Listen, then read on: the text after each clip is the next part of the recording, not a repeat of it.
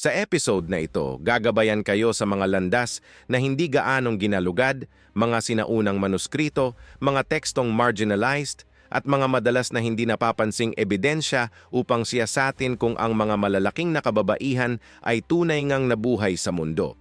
At kung umiiral nga sila, ang kanilang presensya ay maaaring lubhang makapagpabago sa ating pag-unawa sa papel ng mga Nephilim at sa kanilang impluensya sa sinaunang sangkatauhan bago ang dakilang paghatol ng sa mga tubig.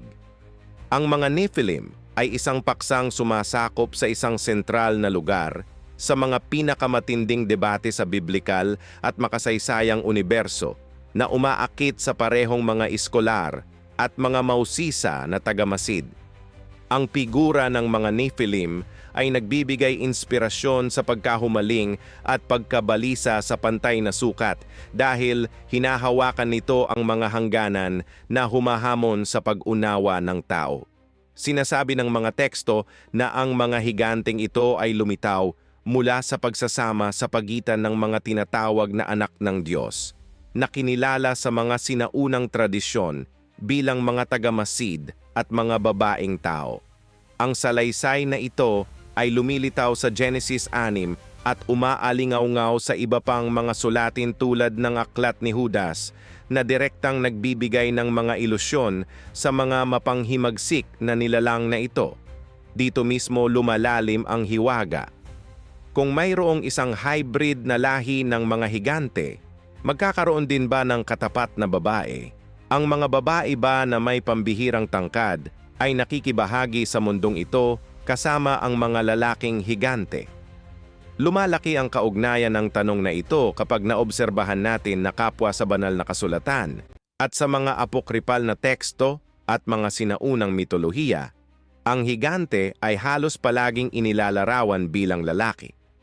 Kahit sa mga kulturang malayo sa isa't isa, ang archetype ng Colossus ay bihirang magkaroon ng anyong babae. Kaya, ang katahimikan na nakapalibot sa mga higante ay nananatiling isa sa mga nakakaintrigang palaisipan noong unang panahon. Itinataas nito ang posibilidad na ang mga figurang ito ay hindi wala, kundi marahil ay tinanggal, binaluktot o sinasagisag na itinatago. At ito ay tiyak na kawalan na ito, higit pa sa anumang pagpapahayag na naglalagay ng malalim na anino sa tunay na katangian ng mga Nephilim at sa kung ano ang kalaunan ay napreserba at kung ano ang naiwan sa mga salaysay na nakarating sa atin.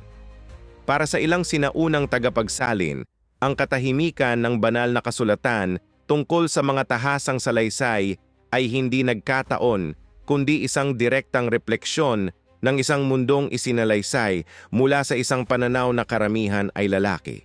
Sa kontekstong ito, ang mga higante ay inilalarawan bilang mga lalaki hindi lamang dahil sa kanilang lakas o pangingibabaw, kundi dahil kinakatawan nila ang mga archetype ng kapangyarihan sa loob ng simboliko at mitolohikal na balangkas ng panahong iyon. Sa makatuwid, ang kawalan ng mga babaeng figura ay hindi nagpapahiwatig ng kawalan ng pag-iral, kundi ng pagiging di nakikita sa salaysay. Gayunpaman, para sa ibang mga iskolar, ang katahimikang ito ay nagpapahiwatig ng isang bagay na mas malalim. Ikinakatuwiran nila na ang kawalan ng anumang pagbanggit ng mga higanteng ay hindi lamang pampanitikan, kundi teolohikal. Marahil ang mga figurang ito ay hindi kailanman bahagi ng itinatag na kaayusan. Marahil sila ay imposible sa loob ng mga limitasyon na ipinataw sa paglikha. O marahil ang kanilang pag-iral ay itinuturing na napaka-aberrant, kaya't hindi man lang ito nararapat na maitala. Ang teksto sa kasong ito ay hindi nagsasalita dahil pinili nito ang nahuwag magsalita. Ang puwang na ito na malayo sa pagsasara ng debate ay naging isa sa mga nakakaintrigang punto sa sinaunang kasulatan. Sa paglipas ng mga siglo, ang mga masugid na mambabasa, teologo, at ang mga naghahangad na maunawaan ang mga nakatagong misteryo ng Biblia ay nakipagbuno sa tanong na ito. Ang katangian ng mga Nephilim at ang posibilidad ng kanilang mga babaeng katapat ay nagpasigla sa mga interpretasyon mula sa konserbatibong kahigpitan hanggang sa matapang na haka-haka. Walang nag-aalok ng tiyak na patunay. Wala ang makapagtatapos sa usapin. Ang natitira ay ang misteryo. Ang mayroon tayo ay mga hipotesis, mga alingaw-ngaw ng mga sinaunang tradisyon, mga piraso ng mga salaysay na napreserbang sa labas ng kanyon ng Biblia. Isa sa mga pinakapaulit-ulit na teorya ay nagsasabing ang mga Nephilim ay mga hybrid na nilalang na ipinanganak mula sa ipinagbabawal na pagsasama sa pagitan ng mga tagamasid, mga anghel na lumabag sa kanilang mga itinakdang hangganan at mga babaeng tao. Kung posible ang gayong pagsasama, hindi maaaring balewalain ang pag-iral ng mga higanteng kahit man lang sa teorya. Ngunit paano sila ay ipinaglihi? Mamanahin ba nila ang parehong lakas, ang parehong trahedya? O kaya'y mayroon ba silang nakatagong tungkulin na nabura mula sa kolektibong alaala? Sa ganitong pananaw, ang mga higante ay hindi na mga taong may mataas na katayuan lamang at nauunawaan bilang mga nilalang na nasa labas ng likas na kaayusan, mga produkto ng isang pagtawid sa pagitan ng magkakaibang kalikasan. Ito ay magpapaliwanag hindi lamang sa kanilang pambihirang lakas, kundi pati na rin sa kanilang hindi pangkaraniwang haba ng buhay. Itinalan ng banal na kasulatan ang mga lalaking nabuhay sa pagitan ng 500 at 900 taon tulad ni Matusalem na umabot sa 900, 69 na taon at Noe na nabuhay ng 950. Gayunpaman, ang mga figurang ito ay itinuturing ng pambihirang mga eksepsyon. Ang mga nagtatanggol sa hybrid na kalikasan ng mga Nephilim ay nangangatwiran na ang kanilang biolohikal at espiritual na konstitusyon ay naglagay sa kanila ng lampas sa mga limitasyong ito na nagpapahintulot sa kanila ng mas mahabang buhay. Ayon sa pagbasang ito, ang mga higante ay maaaring mabuhay ng hanggang 3 beses na mas mahaba kaysa sa mga ordinaryong tao noong kanilang panahon, isang detalye na nagpapatibay sa ideya na hindi lamang sila malalaking tao, kundi isang bagay na radikal na naiiba. Gayunpaman, ang gayong pambihirang mahabang buhay ay may dalang nakatagong halaga. Ang ilang tradisyon ay nagmumungkahi na habang tumatanda ang mga hybrid na nilalang na ito, sila ay unti-unting nagiging baog. Ang sigla na nagpapanatili sa kanilang malalaking katawan ay hindi kinakailangang isalin sa kakayahang lumikha ng buhay. Sa paglipas ng panahon, ang apoy ng pagpaparami ay mapapatay, napuputulin ang anumang posibilidad ng natural na pagpapatuloy. Sa ilalim ng interpretasyong ito, ang mga Nephilim ay hindi lamang magiging hybrid. Sila ay magiging isang sangay na nakatadhana sa pagkalipol mula sa mismong pinagmulan nito. Kung tama ang hipotesis na ito, ang mga higante ay hindi makakabuo ng mga supling sa kanilang mga sarili. Walang magiging sunod-sunod, walang lahi. Ang katapusan ay iuukit sa mismong mga katawan ng mga nilalang na ito. Sa loob ng linyang ito ng pangangatwiran, ang ideya ng mga higante ay nawawala ang praktikalidad na mga tungkulin nito. Kung ang mga higante ay walang kakayahang magparami, ang pagkakaroon ng isang babaeng katapat ay hindi magsisilbi sa biolohikal o makasaysayang layunin. Kaya naman, ang mga Nephilim ay lilitaw bilang isang pansamantalang paglihis mula sa pagkakasunod-sunod ng paglikha na pinahihintulutan sa loob ng isang panahon, ngunit nakatakdang maglaho nang hindi nag-iiwan ng mga tagapagmana. Sa puntong ito, lumilitaw ang isa sa mga pinakamalaking pagkakaiba sa paksa. Ang pagkabaog ba ng mga higante ay isang tunay na limitasyon na ipinataw ng kanilang hybrid na kalikasan? O nahaharap ba tayo sa isa pang tahimik na paglabas noong sinaunang panahong mga salaysay? Ang mga higante ba ay biolohikal na imposible o basta nabubura lamang sa naitalang alaala? Ang mga tanong na ito ay patuloy na naghahati sa mga iskolar at nananatiling walang tiyak na mga sagot. Gayunpaman, ang pangalawang pananaw ay hinahamon ang konklusyong ito at muling binubuksan ang debate.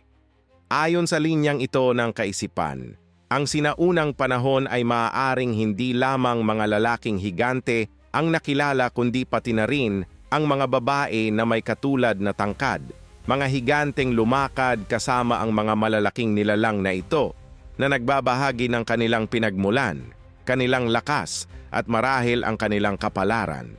Ang teoryang ito ay nagmula sa isang simple at halos hindi maiiwasang lohika. Kung ang mga higante ay tunay na may taas na nasa pagitan ng 3 at 5 na metro, gaya ng ipinahihiwatig ng mga sinaunang tradisyon, ang pakikipag-isa sa mga babaeng tao na may ordinaryong tangkad ay hindi malamang sa pisikal. Ang pagkakaiba sa pagitan ng mga radikal na magkaibang katawan ay magiging mahirap na mapanatili ang mga ugnayang ito na hahantong sa konklusyon na kung magkakaroon ng reproduksyon, kakailanganin nito ang mga kasosyo na magkatugma sa laki at konstitusyon. Kaya, ang pagkakaroon ng mga higante ay titigil na maging isang pantasya at sa halip ay magiging isang functional need sa loob ng sinaunang mundong iyon. Ang hipotesis na ito ay lalong lumalakas kapag naobserbahan natin ang papel ng mga kababaihan sa mga salaysay ng Biblia at kasaysayan. Bihirang banggitin ang mga ito sa mga talaangkanan, hindi dahil hindi sila may kaugnayan, kundi dahil ang mundo na nagtala ng kasaysayan ay lubos na patriarkal. Ang pangalan, mana at alaala ay naipapasa sa pamamagitan ng mga lalaki. Ang mga kababaihan, bagamat mahalaga sa pagpapatuloy ng buhay, ay madalas na nananatili sa anino ng teksto. Ang pagkadi nakikitang ito ay hindi ang pagbubukod, kundi ang panuntunan. Ang mga salaysay ay nagtataas ng mga gawa, labanan, at mga linya ng lalaki, habang ang mga babaeng figura ay itinapon sa mga gilid ng makasaysayang talaan. Kaya, ang kawalan ng mga higanteng babae sa banal na kasulatan ay maaaring hindi nangangahulugang walang pag-iral, kundi katahimikan. Sa makatuwid, kapag binibigyang kahulugan ang mga sinaunang sipi na bumabanggit sa mga higante, maraming iskolar ang nagmamasid na ang katahimikan ng mga banal na kasulatan tungkol sa mga higanteng babae ay maaaring direktang maiugnay sa mismo ang istruktura ng mundo sa kung saan naitala ang mga tekstong ito. Ito ay isang malalim na patriarkal na lipunan kung saan ang mga pangalan, gawa at talaangkanan ay napanatili halos eksklusibo sa pamamagitan ng mga linya ng lalaki. Ang mga hindi nagsilbi upang magpatibay ng autoridad, mana o dominyon ay bihirang isulat. Sa ganitong paraan, ang kawalan ng mga sanggunian sa mga babaeng figura sa mga higante ay hindi dapat maunawaan bilang isang pagtanggi sa kanilang pag-iral, kundi bilang isang refleksyon ng mga limitasyon sa naratibo ng isang panahon na nagtala lamang ng itinuturing nitong mahalaga. Sa loob ng pananaw na ito, ang posibilidad ng mga higanteng babae ay lumilitaw hindi lamang bilang isang lohikal na biolohikal na hipotesis, kundi bilang isang magkakaugnay na pagbasa ng katahimikan ng Biblia. Madalas na binabanggit ng banal na kasulatan ang mga anak na lalaki, at mga linya ng lahi, habang ang mga babae ay nananatiling nakatago sa pagitan ng mga linya kahit na gumanap sila ng mga pangunahing papel sa pagpapatuloy ng kasaysayan ng tao. Kaya naman, ang pagbura sa mga babaeng katapat ng mga higante ay maaaring magbunyag ng higit pa tungkol sa mga sumulat ng mga teksto kaysa sa kung sino talaga ang umiral. Sa pagsasaalang-alang na maaaring nabuhay ang mga higante, ang teoryang ito ay nag-aalok ng mas malawak na pag-unawa sa ang pagpapatuloy ng mga Nephilim. Sa halip ng mga nilalang na nagmumula sa magkakahiwalay na mga pangyayari, ang mga higante ay magiging produkto ng isang mas komplikadong sistema na kinasasangkutan ng pagsasama, pagbuo at pagpapatuloy. Kahit na ang mga napreserbang salaysay ay nakatuon lamang sa mga lalaki, ang mga lahi ng babae ay magiging pantay na mahalaga para sa pagpapalawak ng hybrid na lahing ito na tumawid sa mga panahon at nag-iwan ng malalim na marka sa kolektibong alaala ng sangkatauhan. Ang pag-unawang ito ay nakakakita ng mga alingaw-ngaw sa mga mitolohiya ng maraming sinaunang tao. Sa mga kulturang malayo sa isa't isa, ang mga higante ay bihirang lumitaw ng mag-isa. Sa tradisyong Griego, ang mga Titan ay hindi umiiral lamang bilang malupit na puwersa. Bumuo sila ng mga pamilya, nagkaroon ng mga asawa at nagkaroon ng makapangyarihang mga supling. Sa mga alamat ng Norse at iba pang tradisyon ng mga ninuno, ang mga kababaihang may pambihirang tangkad at pambihirang lakas ay lumilitaw bilang isang natural na bahagi ng mitikal na mundo. Ang mga pagkakatulad na ito ay nagmumungkahi na ang ideya ng mga higanteng may kasamang mga babaeng figura ay kabilang sa isang ibinahaging sinaunang imahinasyon sa halip na isang huling imbensyon. Sa ganitong paraan, ang paglabas ng mga higanteng babae mula sa mga teksto ng Biblia ay maaaring maunawaan bilang isang direktang bunga ng pokus ng naratibo ng panahon na nagtataas ng kapangyarihang lalaki at ang patriarkal na pagpapasa ng pangalan at mana. Ang mga kababaihan, tao man o iba pa, ay madalas naiiwan sa mga anino hindi dahil sa kawalan ng kaugnayan, kundi dahil sa kultural na pagpili. Ang katahimikan sa kasong ito ay hindi nagbubura ng pag-iral. Itinatago lamang nito ito. Sa huli, pinatitibay ng pagbasang ito ang ideya na ang kawalan ng mga talaan ay hindi katumbas ng kawalan ng pag-iral. Para sa maraming tagapagtaguyod ng pananaw na ito, ang mga higante ay magiging mahahalagang mga figura sa kasaysayan ng mga Nephilim, kahit na hindi kailanman pinangalanan. Ang kanilang pagbubukod mula sa banal na kasulatan ay magpapakita ng isang desisyon sa pagsasalaysay, hindi isang onlohikal na pagtanggi. Gayunpaman, mayroong ikatlong perspektibo na lumilitaw mula sa sinaunang mga pagninilay na ang mga higante ay maaaring baog. Ang pananaw na ito ay nakikipag-ugnayan sa mga naunang interpretasyon, ngunit nagdaragdag ng mahahalagang nuances. Ayon sa teoryang ito, ang mga hybrid na nilalang ay magkakaroon ng mga limitasyong likas sa kanilang pinagmulan, kahit na mayroon silang pambihirang lakas at mahabang buhay. Tulad ng mga tao noong pinakaunang panahon na nabuhay ng maraming siglo, sina Adan, Noe, Matusalem, ang mga higante, dahil sa kanilang natatanging kalikasan, ay maaaring lumampas pa sa mga limitasyon ng tao sa panahon. Ang gayong napakahabang buhay ay magiging dahilan upang hindi na kailangan ang pagpapatuloy sa pamamagitan ng mga inapo. Mula sa pananaw na ito, ang kawalan ng mga pagtukoy sa mga higante ay hindi magpapahiwatig ng kultural na emisyon, kundi ang simpleng kawalan ng kaugnayan ng reproduksyon para sa mga nilalang na hindi umaasa dito upang manatili sa mundo.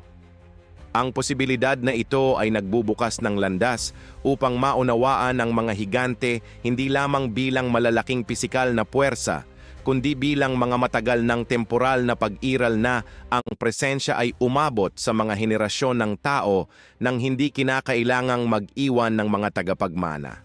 Sa kontekstong ito, ang mga higante ay nauunawaan hindi lamang bilang mga nilalang na may napakalakas, kundi bilang mga entidad na lumampas sa karaniwang mga limitasyon ng pag-iral ng tao. Ang ilang mga teksto at tradisyon ay nagmumungkahi na maaaring sila ay walang kamatayan o kahit papaano ay pinagkalooban ng isang pambihirang mahabang buhay na may kakayahang umabot ng mga siglo, marahil ng mga milenyo, nang hindi kinakailangang magbuo ng mga direktang inapo. Ang kanilang pagpapatuloy sa mundo ay hindi nakasalalay sa natural na pagkakasunod-sunod, kundi sa isang halos hindi natural na paglaban sa panahon, na parang ang mismong orasan ng paglikha ay mas mabagal na gumalaw para sa kanila. Kaya ang pagbagsak ng mga higante ay sumisimbolo ng isang bagay na higit pa sa katapusan ng isang lahi. Sinasalamin nito ang paglipat mula sa isang mundong pinamamahalaan ng takot patungo sa isang mundong hinubog ng tiwala sa banal. Ang pag-usbong ng mga bayaning tao sa harap ng mga napakalaking figurang ito ay tumutukoy sa tagumpay ng katapangan, pananampalataya, at pagpapasakop sa kalooban ng Diyos laban sa walang pigil at walang layuning kapangyarihan. Ang makasaysayan at espiritual na background na ito ay nagbubukas ng espasyo para sa mas malalim na pagninilay sa kalikasan ng mga higante at ang kanilang kaugnayan sa sangkatauhan. Ang ilang sinaunang tradisyon ay nagmumungkahi na sa isang tiyak na punto, ang mga nilalang na ito ay nakipag-isa sa mga babaeng tao na lumilikha ng mga hybrid na inapo, isang posibilidad na lalong nagpapalawak ng misteryo na nakapalibot sa kanilang pinagmulan at naghahanda ng batayan para sa mga interpretasyon na susunod. Gayunpaman, ang konsepto ng mga higanteng babae o mga babaeng figura na kabilang sa lahi ng mga higante ay nananatiling nababalot ng katahimikan at kontrobersya sa loob ng mga sinaunang mapagkukunan. Ang mga talaang napreserba sa mga siglo ay halos nakatuon lamang sa mga lalaking higante, ang kanilang mga gawa, ang kanilang mga labanan at ang kanilang lakas. Bagamat ang mga posibleng babaeng figura ng angkanang ito ay nananatiling nakatago, walang pangalan at hindi inilarawan. Ang kawalan ng salaysay na ito ay nagbabangon ng isang pangunahing tanong. Ito ba ay tumutukoy sa kawalan o sa isang misyon? Sa banal na kasulatan, tulad ng sa maraming sinaunang teksto, ang kasaysayan ay isinasalaysay mula sa isang malalim na patriarkal na pananaw. Binibigyang diin ng mga talaangkanan ang mga ama at anak na lalaki, mga hari, mandirigma, at bayani ang nangingibabaw sa pagtutuon, samantalang ang mga babae, kahit na mahalaga, ay lumilitaw lamang sa mga gilid ng salaysay. Sa kontekstong ito, ang kawalan ng mga higanteng babae ay maaaring hindi gaanong sumasalamin sa biolohikal na realidad at higit pa sa isang kultural na pagkiling, isang pagpili ng salaysay na nag-uuna sa panlalaki bilang tagapagdala ng alaala, pangalan at kapangyarihan. Dahil dito, makatwirang questionin kung ang katahimikan ng mga teksto ay tunay na nagpapahiwatig ng pagtanggi sa pag-iral. Ang kakulangan ng tahasang pagbanggit ay hindi bumubuo ng tiyak na patunay na ang mga higante ay hindi kailanman umiral. Sa kabaligtaran, maaaring ipahiwatig nito ang mga limitasyong ipinataw ng pananaw ng mga nagtala ng mga kwentong ito na hinubog ng mga estrukturang panlipunan, mga pagpapahalagang pangrelihiyon at mga kumbensyong pampanitikan ng kanilang panahon. Upang isulong ang refleksyong ito, kinakailangang lumampas ang sa isang literal na pagbasa, isinasaalang-alang ang kontekstong pangkultura, pangkasaysayan at simboliko kung saan isinulat ang mga tekstong ito. Ang debate tungkol sa posibleng pagkakaroon ng mga higanteng babae at maging ng mga higanteng lipunan na binubuo ng parehong kasarian ay nananatiling buhay sa mga iskolar, teologo at mananaliksik ng mga sinaunang tradisyon. Ang ilan ay nagmumungkahi na ang ugnayan sa pagitan ng mga higante at mga tao ay maaaring mas komplikado kaysa sa isang simpleng tunggalian na kinasasangkutan ng mga alyansa, magkakasamang pamumuhay at maging ng magkahalong mga lahi. Ang ibang mga teorya ay lalong nagpapalawak ng abot-tanaw na nagmumungkahi na ang mga higante ay mga hybrid na nilalang na ipinanganak mula sa pagsasama ng mga banal at mga tao, isang ideya na naroroon hindi lamang sa tradisyon ng Biblia kundi pati na rin sa mga mitolohiya sa maraming kultura. Ang interpretasyong ito ay naglalagay sa mga higante bilang mga simbolo ng mga nilabag na hangganan, ngunit bilang mga saksi rin sa isang panahon kung kailan ang langit at lupa ay tila mas malapit sa isa't isa. Ngayon, Iniiwan naming bukas ang refleksyong ito para sa iyo. Ano ang iyong palagay tungkol sa mga kwento ng mga higante? Naniniwala ka ba na ang mga higanting babae ay maaaring umiral kahit na natahimik ng mga sinaunang talaan? O itinuturing mo ba na posible na ang mga higante, kapwa lalaki at babae, ay bumuo ng mga pamilya, mga angkan, o maging ng kanilang sariling mga lipunan? O marahil ay may kahulugan ka sa ideya na ang mga nilalang na ito ay mga hybrid na nagdadala sa loob nila ng parehong tao at banal? Inaanyayahan ka naming ibahagi ang iyong mga pananaw sa mga komento.